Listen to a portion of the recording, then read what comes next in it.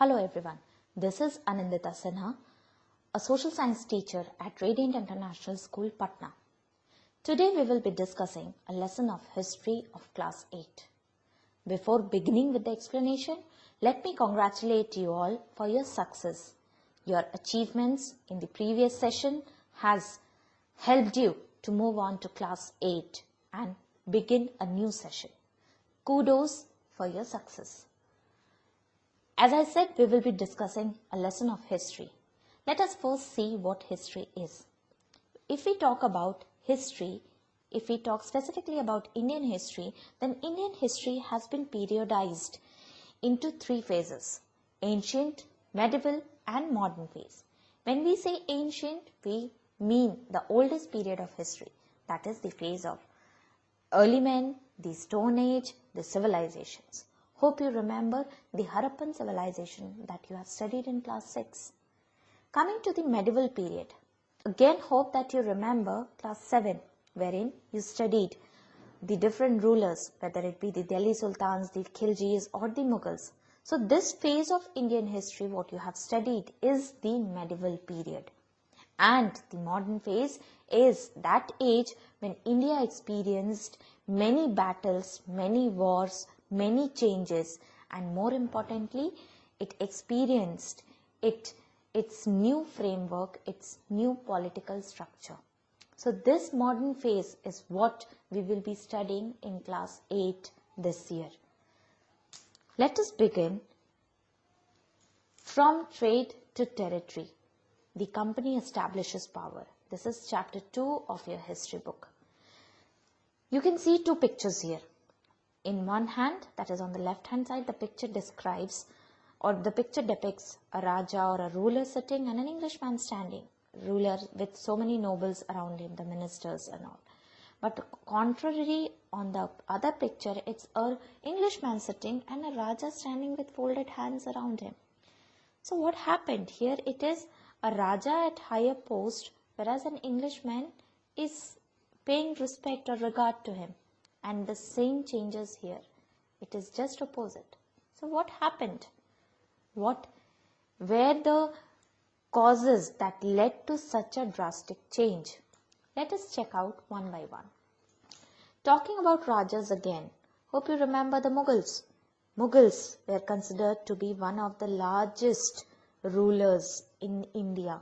They were the one who developed not a kingdom but an empire. Now this dynasty, the empire that was started, that was established by Babur, continued with many rulers such as Akbar, Shah Jahan, Jahangir, and finally it was Aurangzeb who was the last powerful Mughal ruler. Now checking out about their administration, what happened during the Mughal period, how they were ruling such a huge empire. The Mughal Empire was divided into several units, and each unit was given to a governor or a subadar. Each unit was known as Suba. This Suba was ruled by the person who was termed as subadar, or there were zamindars again under the subadars who did the task of revenue collection. So this is how the Mughal Empire was controlled. But then after Aurangzeb's death, the entire political structure of India changed.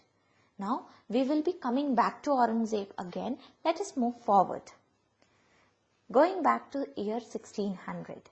In the year 1600, East India Company, which was a trading company, came to India acquiring, that means getting a charter from the ruler of England, Queen Elizabeth I. This charter, now what is a charter? Charter is a royal order. This order gave them the right, the sole right to trade with the East. Sole right means it should be only their authority. Now when East India Company got this charter issued, they were very happy because they were now considering themselves very powerful. So that means this charter was very important. So how important was the charter? This charter was important because it gave the company, that is East India Company, the permission to venture across the oceans. That means to travel across the oceans, to travel across the different countries that were in the east, and then look for new lands where they can, with which they can trade. The company also did not have to fear any competitions from any other trading company because they were given the sole right. And most importantly, the company could buy things at very cheap rate from India and can take them back to Europe and sell it at very high cost. So the charter was very important for them. But then why the company wanted this charter? Who were stopping them from trading here? Why they wanted this sole right? Because when East India Company came to India, it was not they alone who were trading with India. By the time, there were many other trading companies like the Portuguese, French and Dutch. So they were already having trade terms with India. And out of all these four, it was the Portuguese who were the ones who discovered the sea route to India. You may be knowing Vasco da Gama or may have heard of him. This person, he discovered the sea route from Europe to India. Got it? So, this person traveled from Europe through Africa, wherein he stopped at Cape of Good Hope, and then from there he continued with his journey towards east further, wherein he landed finally at Goa. This trade route or sea route that was found by Vasco da Gama was followed by rest of the trading companies to travel to India. Now, after coming to India, everybody became interested to trade with India. Why? What was special in India? Why everybody was interested? And East India Company was so interested that it wanted itself to be the only trader in the country. Now, here goes the reason. The reason was good quality of fabric, that is silk and cotton, and spices like pepper, cloves, cardamom and cinnamon. These were very much popular in European countries, not just in England, in all the European countries. So, East India Company wanted to buy this all at very low cost from India and take back to Europe, take back to their land and sell it at very higher cost, thus earning a lot of money. This is the reason why East India Company wanted its sole right in the country. But when it could not manage to get the sole authority, it started using some ways, some measures through which so that it can make itself the only trading company in India. Now the measures that it adopted were, it started fighting battles. That means with the other trading companies, it started to have battles. It started sinking each other's ships. That means they fought battles, and in the seas only, in the oceans only, they sank the ships. They started blocking routes, preventing rival ships from moving out with their supplies. Means they stopped the ships to move out of India with the goods or come into the country. As well as they started fortifying the trading post. Fortifying means they started building huge walls across the port cities so that nobody could enter inside. Okay, a wall is like a boundary. So when they make the wall, for anyone to come inside it, they will have to seek permission, and then only they can come inside that border. So they started fortifying the trading post. So as a result, then what happened? Because of these measures, East India Company gradually got its authority and succeeded in removing the other trading companies. Though not completely, but to a major extent. And then they started extending their trading post. They made a factory. They set up a factory on the banks of river Hooghly in 1651. Remember, they came to India in 1600 with the charter, and then in 1651 now they came up with a factory. Here the term factory doesn't mean a production house. We know factory is a production house, but it is not a production house. It was actually a place that had a warehouse. Warehouse means it's a kind of storehouse. In simple terms, you can say storehouse. So factory had a warehouse where goods for export were stored, as well as the company officials sat. Now, East India Company became the only trading company. It started extending its port cities. It started making walls, or it started fortifying. This much was happening. They were trading, but then they were not happy with this much. They wanted more. Now, for trade, they had to pay some tax to Indian rulers. It was Aurangzeb, the last Mughal emperor, who was ruling at that period. So, the company had to pay big amounts as revenue to the rulers. So, company was not happy with this because they had to spend money and they were not willing to spend money. They want to save money. So, for that, they thought of a technique. They thought of a strategy. And the strategy was they wanted control over some of the villages so that they become the zamindar of the villages, and then they can collect tax from those villages. So what they started doing was they gave bribes to the Mughal officials. So many of the Mughal officials who were quite greedy, they accepted it, and finally the company succeeded in getting the zamindari rights, and zamindari rights over 3 villages. One of this was Kalikata. Kalikata means what we know today as Kolkata. We said it had its first factory on the bank of river Hooghly. So when we say Hooghly, we mean Kolkata. So it got its zamindari right over Kolkata, and it started collecting zamindari, that is revenues from the villages of that region. Then it also requested Aurangzeb, the ruler, to issue them a farman. Farman again here is similar to charter. Charter is an order, farman also is an order.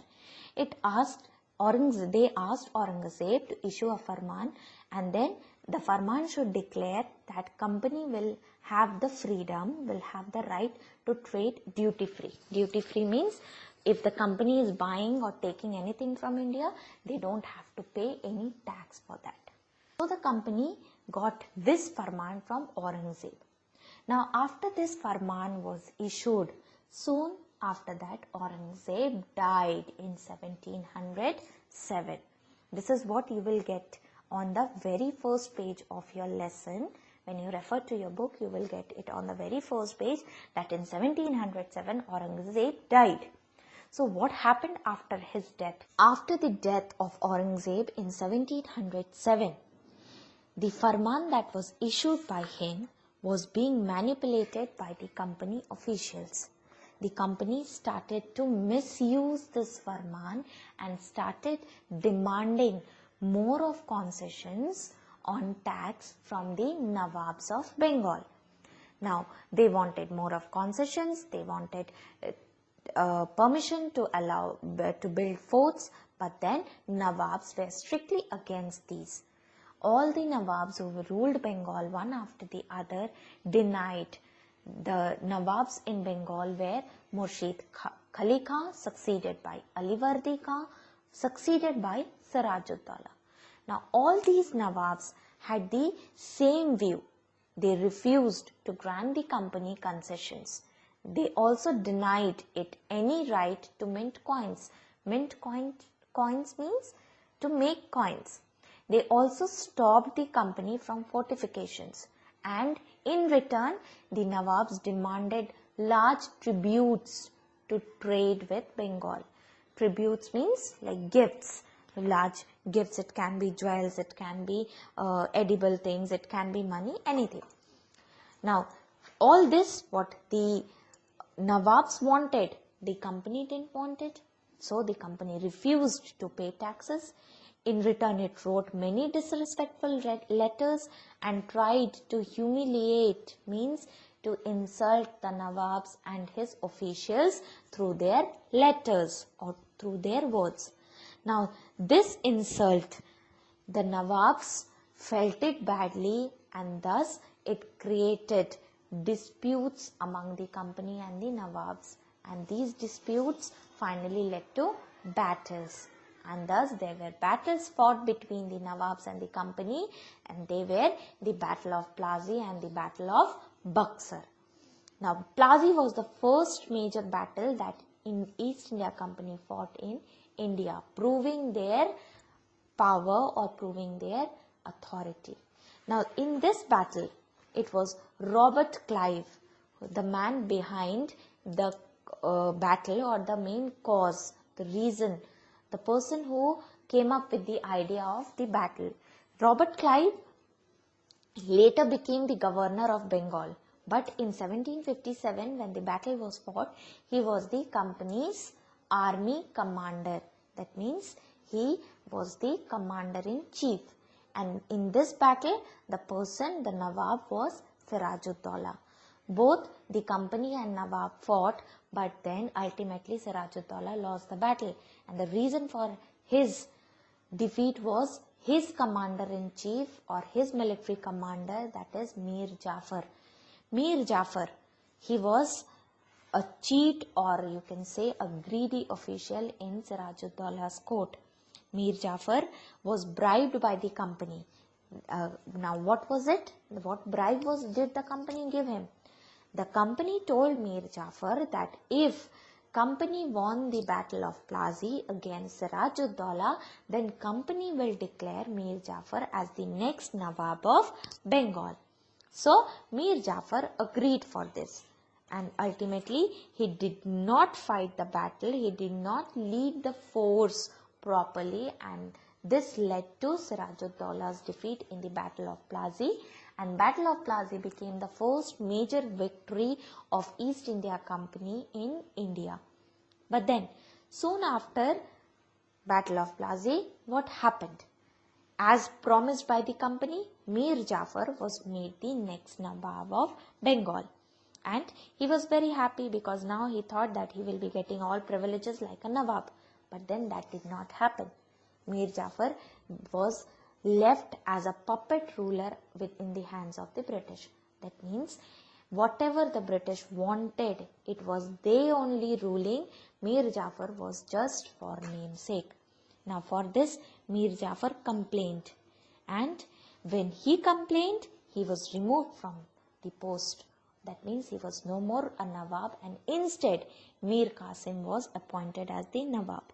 But when Mir Qasim was also treated in the same way, means he also was a puppet ruler. So when Mir Qasim complained, when he complained, this led to another battle between the company and the Nawabs, and that is the Battle of Buxar. In this Battle of Buxar, again Mir Qasim lost the battle. After the Battle of Buxar, Mir Jafar was once again appointed as the Nawab of Bengal. After his appointment, now the company's demand increased. It demanded huge amounts from the Nawabs so that they can maintain their finances, or means all the expenses that they had. But then in 1765, when Mir Jafar died, now the company's mood changed. Robert Clive ultimately declared that we must indeed become Nawabs ourselves. That means they wanted to become the Nawab themselves rather than controlling any puppet ruler. So in 1765, they demanded from the Mughal Emperor, as I said that after Aurangzeb there was no such powerful Mughal ruler controlling India. So in 1765, the Mughal ruler who were there were very weak, and they were just puppets in the hands of the company. So the company got from them the Diwani of Bengal province, and as you can see in the picture, the emperor or the ruler granting the Diwani rights to company. So company finally became the Nawab, and they called themselves as Nabobs. Nabobs is an anglicized term for Nawab. When you go through your book, you will get this term given in the lesson. Meanwhile, in 1764, Robert Clive was appointed as the governor of Bengal. 1764, he was made the governor. 1765, he acquired the Diwani rights for the province of Bengal. 1767, 2 years after getting the Diwani right, he left India and went back to England. While he returned back to England, he had a huge amount of money with him. It was approximately 4 lakh pounds which he carried along with him. Such a huge sum of money with an employee made him suspicious in the eyes of the British officials, and thus the British Parliament declared an inquiry on him. In 1772, he was cross-examined. After the inquiry, he was declared free of any charges, but even then, due to the guilt, he committed suicide in 1764. On the other hand, the process of annexation of Indian states by the East India Company continued. From 1757 to 1857, the annexation was to its extreme. The company launched various policies, various new techniques to annex more and more territories. It adopted few of the measures or policies such as subsidiary alliance, claim to Paramount Policy, Doctrine of Lapse. Let us see what they were one by one. Subsidiary alliance. According to this, no Indian ruler was allowed to maintain a personal army. Instead, they were provided protection by the British Army, and in turn, the rulers had to pay a huge amount of money to the British. And in case if any ruler failed to pay, then a part of their territory was taken as penalty. On the grounds of this alliance, Awadh and Hyderabad were two such regions that were annexed. Now, talking about Hyderabad, Hyderabad was a place that was ruled by one of the popular rulers of history, that is Tipu Sultan. He was termed as the Tiger of Mysore. He was the son of Hyder Ali and was a very strong ruler in the state of Mysore. He had his control over the trade of Malabar coast and stopped the export of sandalwood, pepper and cardamom to any other region. Means nobody could trade in the Malabar region without his permission. He stopped local merchants to deal with the Britishers, and instead he employed the French in his army in order to modernize his army. So his support to the French and not to the British or to the English annoyed the English, and thus they declared a war against him. They wanted to suppress him and declared a war, and the wars that were fought between Britishers and Tipu Sultan were termed as the Anglo-Mysore War. British could not defeat Tipu Sultan in one war. They fought a series of wars starting to fight with Hyder Ali and then Tipu Sultan. The war started in 1767 and continued till 1799. Finally, in 1799, Tipu Sultan was killed in the Battle of Seringapatnam. Seringapatnam was the capital of Tipu's region, and so fighting this battle, he died. After his death, Wodeyars, the other dynasty that was existing in Mysore, was handed over the kingdom of Mysore, and these Wodeyars were later imposed with subsidiary alliance and the region was captured. On the similar grounds, the English also had many wars with the Marathas in order to conquer their regions, and these wars were termed as the Anglo-Maratha Wars, starting from 1803 and continuing till 1805. Since Marathas had their rule in many of the regions, so after the Marathas were crushed in the Third Anglo-Maratha War in 1817 to 1819, all their regions were annexed by the British, and the heads of the Marathas, that is the Peshwas, they were all removed, and instead it was now the territory under the British. So this is how the British succeeded to conquer Awadh, Hyderabad and the regions ruled by the Marathas. Next is claim to Paramount Policy.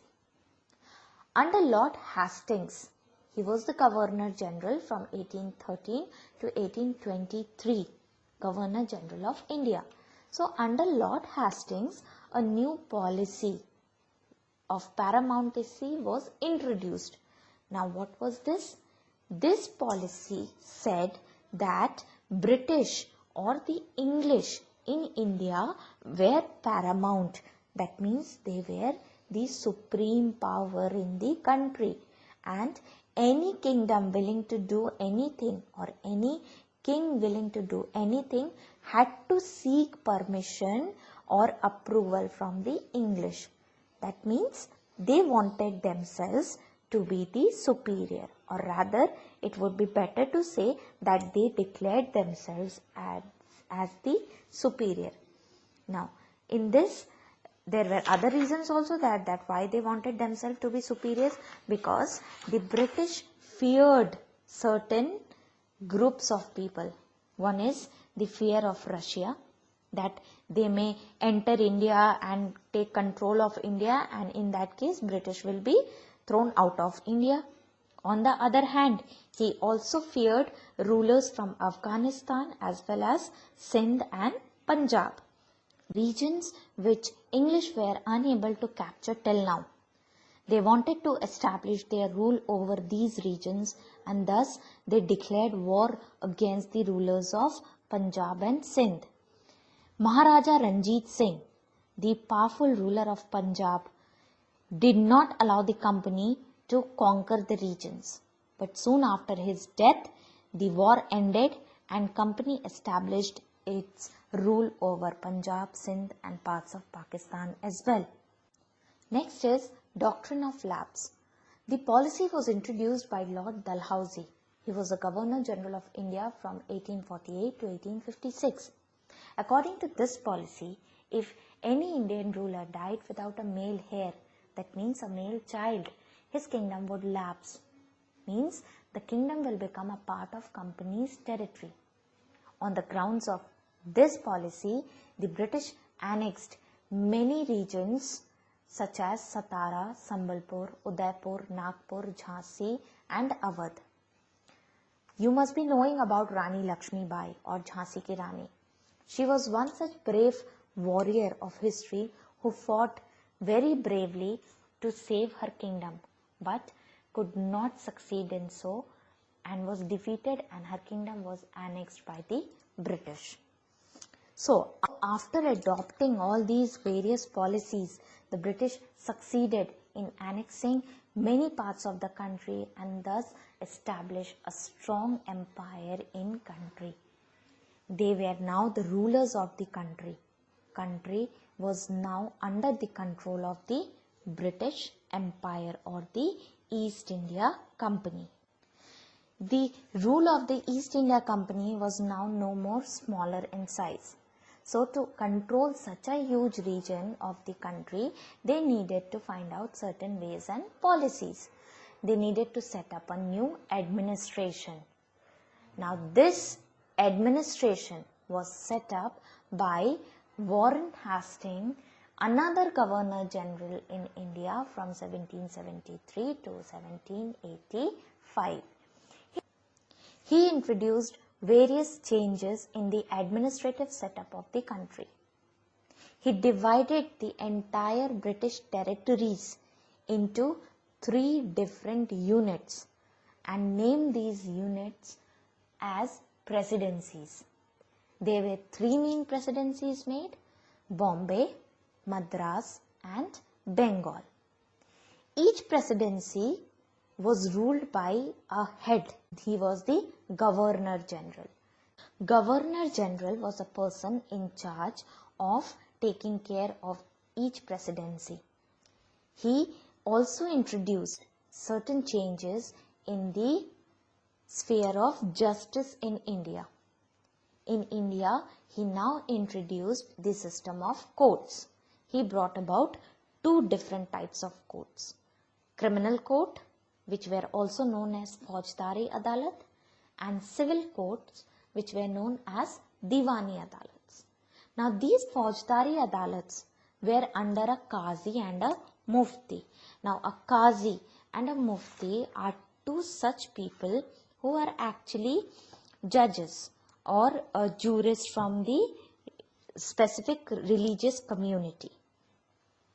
On the other hand, the civil court was under the Maulvis and the Hindu Pandits. They interpreted Indian laws for the Europeans. Both the courts, criminal and civil court, were ultimately supervised by the collector. Apart from these two types of courts, he also introduced the Supreme Court under the Regulating Act of 1773. This Supreme Court was considered to be the highest court of justice in the country, while a court of appeal, that is Sadar Nizamat Adalat, was also set up at Calcutta, means one of the lower courts. So as I said, the entire system of judiciary was ultimately supervised by the collector. The collector's task was to collect revenues or taxes from the district that he or she was controlling.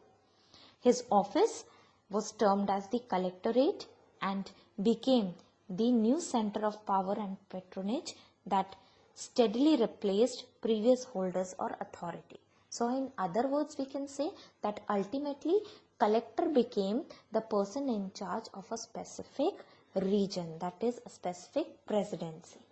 Now once again, from the beginning if we see, traders became the Nawabs. Nawabs then annexed so much of region. They introduced some laws and policies. Now ultimately means these people were growing in power. So these people now wanted protection as well for themselves. So they needed a defense system. And thus the company developed army and introduced various changes in it. They wanted the army to be trained in the European style. So company set up an army with two types of soldiers, cavalry as well as infantry. When we say cavalry, we mean savars. They were also known as savars. That means soldiers on horseback. Savar means a person who is riding something. So soldiers on the horseback. And infantry were those soldiers who walk on foot. Now, these soldiers were basically trained in archery and use of sword. They were not aware of using the modern weapons like guns and all. Since this army was in India, so most of the soldiers in the army were Indians, because it was not possible for the company to bring such huge number of people to India as soldiers. So they started appointing the Indians in the British army or in the English army. So the army basically consisted of Indian sepoys. They were termed as sepoys. Sepoys is the term which means soldiers. Now British wanted to bring into new modern weapons like guns, and so they introduced two such guns such as a musket and a matchlock. Musket is a heavy gun, whereas a matchlock is also a gun, but then it is lighted using a matchstick. So these two guns, when they introduced, now they needed to train the soldiers. So for that they introduced a different schedule or a different training culture or military culture for the Indian soldiers, and this included many European style trainings, drills, as well as a different discipline of life. All these disciplines that were introduced by the British were somehow interrupting the religious sentiments of the Indians. Many soldiers did not like all the disciplines or all the rules and regulations that or instructions that were given by the English. So many soldiers started revolting against this system of maintaining army or system of training the soldiers by the English. And this rebellion of the British gradually took form of a large revolt which is popularly known as the Revolt of 1857 or the Sepoy Mutiny. This is also a lesson which you will be studying this year later in the book. It is a different chapter which will tell you about the entire mutiny. So we won't go much in detail with it. Now ultimately, British came to India, they established their territory, they maintained their own system of administration and army, and ultimately now these people who came as traders developed as territory owners. So finally, what do we conclude? That the East India Company, which came as a trading company, was transformed to a territorial colonial power. So that is how the name of the lesson now, if you go back to the first page of your book and see the name of the lesson, you will now understand why the chapter is named as From Trade to Territory. You see, traders have been transformed to territorial colonial powers.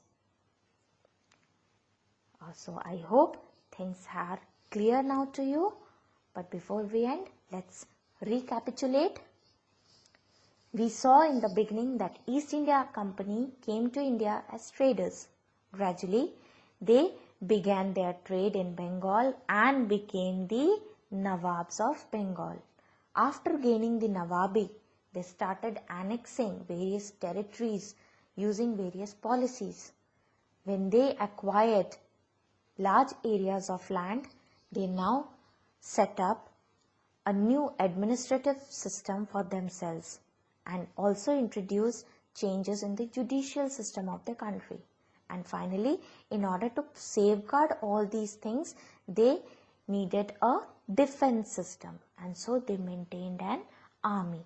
And finally, with entire setup from trading to maintaining an army, they now emerged as territory owners or the colonial power in India. This led to the foundation of the British Empire in the country, which continued for 200 years. So that is it. I hope the explanation has made the chapter clear to you people.